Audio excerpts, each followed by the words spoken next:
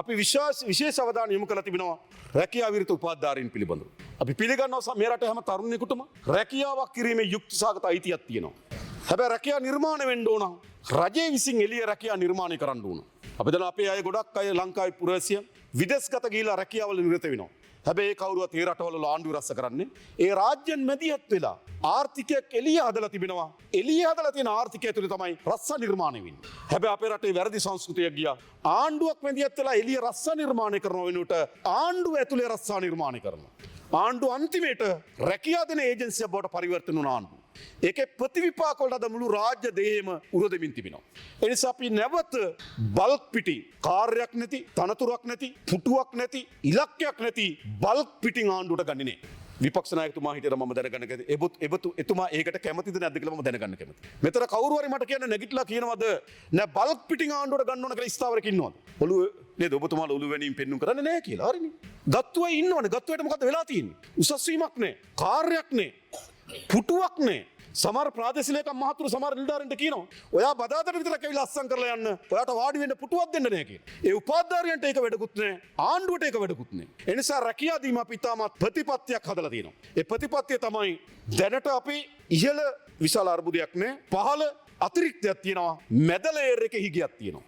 නිසා රාජ්‍ය සේව අඩපණ වීමේ අනතුරකත් අපි ඉන්නවා. ඒ විශේෂම වෘත්තීමේ නිපුණතාවයන් තියෙන ලේයර් එකක් තියෙනවා රාජ්‍ය සේවයේ.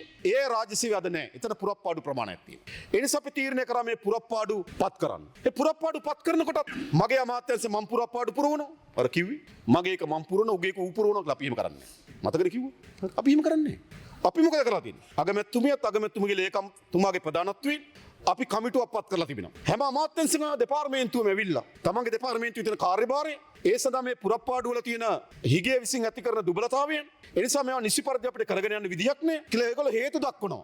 හේතු දක්වට පස්සේ කමිටුව විසින් අනුමැතිය දෙනවා මෙන්න මෙච්චර ප්‍රමාණයක් ඕගොල්ලෝ බඳවා ගන්න කියලා. එහෙම නැතුව තමන්ට තියෙන තැන් වල තමන් පුරවන ප්‍රතිපත්තිය නෙවෙයි තියෙන්නේ. හොඳ නැද්ද මෙහෙම ආණ්ඩුවක් මම අහන්නේ ඕගොල්ලන්ට. මෙහෙම ආණ්ඩුවක් ඕන මේ රට. ඒ නිසා අපි දැනටවත් මම හිතන්නේ 15300ක් දැනට අපි පුරප්පාඩු හඳුනාගෙන තියෙනවා. ඒ කමිටුවෙන් 15300ක් පුරවන්න දැන් අපිට අවසර ලබා දීලා තිබෙනවා. සංවර්ධන නිලධාරීන්ගේ ලොකු නඩුවට පැටලලා තියෙනවා. ඒකත් අපි ඉක්මනින් අධිකරණයට ගිහලා මොෂන් එකක් දාලා ඔවුන්ගේ ගැටලුවත් අපි විසඳන්න බලාපොරොත්තු වෙනවා. ඒ විදිහට අපි දැන්ට මෙම ආයතන ඔක්කොම ආවිනේ අපි අපේක්ෂා කරනවා 30000ක් පුරප්පාඩු පුරවන්න රජී. හැබැයි මොකද වෙන්න ඕනකම තිබෙන්නේ? අපිට පුරප්පාඩු පුරවනකොට දේශීය ආදායම් දෙපාර්තමේන්තුවේ පුරප්පාඩු පුරවන්නකම තිබෙන්නේ ඒකේ තියෙන පුරප්පාඩු ප්‍රමාණයට. හැබැයි ඉල්ලුම් පත්‍ර විශාල ප්‍රමාණයක් එන්න පුළුවන්. එහෙනම් මොකද කරන්න ඕන? විභාගේ වාඩි වෙන්න ඕන. ඒ තනතුරු වලට බඳවා ගැනීම නිසි පටිපාටියක් තියෙනවා. ඒ පටිපාටියට වාඩි වෙන්න විභාගෙට. එහෙම නැත්නම් බල්ක් පිටින් ඉල්ලන්න එපා. ඒකට කවුරුවත් මේ පාර්ලිමේන්තු කිසි කෙනෙක් ඒකට උඩගෙඩි දෙන්න එපා. ගොල්ලෝ හොඳින් තේරුම් ගන්න මේ රාජ්‍ය විශාල අර්බුදයක් අපි තියෙන්නේ. අපි රාජ්‍ය පිළිගන්න පාලනය. හැබැයි අපි මේ රාජ්‍ය සේවය ලබා දීම සඳහා දරන වැයබර වැඩි. ඒ නිසා අපි වැයබර අඩු කිරීම සඳහා සැලසුම් හදලා තිබෙනවා. ඒකත් අපි අගමැතිතුමිය සහ එතුමියගේ ලේකම්තුමාගේ ප්‍රධානත්වයෙන් අපි කමිටුවක් පත් කරලා තිබෙනවා. අපේ රාජ්‍ය ආයතන තිබෙනවා. එකම කාර්ය කරන ආයතන කීපයක් තියෙනවා. සමහර රාජ්‍ය ආයතන ගොඩනැගිලා තිබෙනවා. ඒවා ගොඩනැගිලි යුගයේදී තිබුණු කාර්යභාරය දැන් අවසන් වෙලා තිබෙනවා. තවදුරටත් ඒ රාජ්‍ය ආයතන ඕනද? නිසා සමහර ආයතන වසා දමන්න, සමහර ආයතන ඒකාබද්ධ කරන්න, සමහර ආයතන වල අරමුණ වෙනස් කරන්න.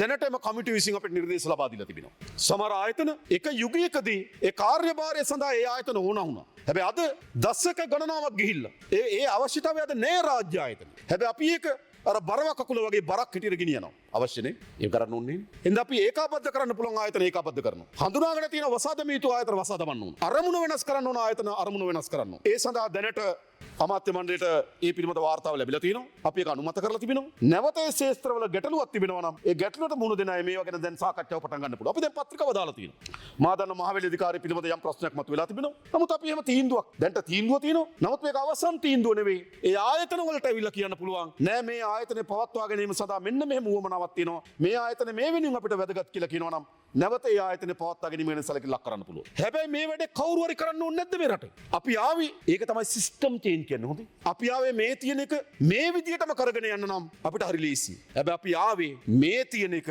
රටට ජනතාවටත් සුබදායි ලෙස පරිවර්තනය කිරීම සඳහා තමයි අපි ආවේ. ඒක තමයි මේ කරමින් ඉන්නේ.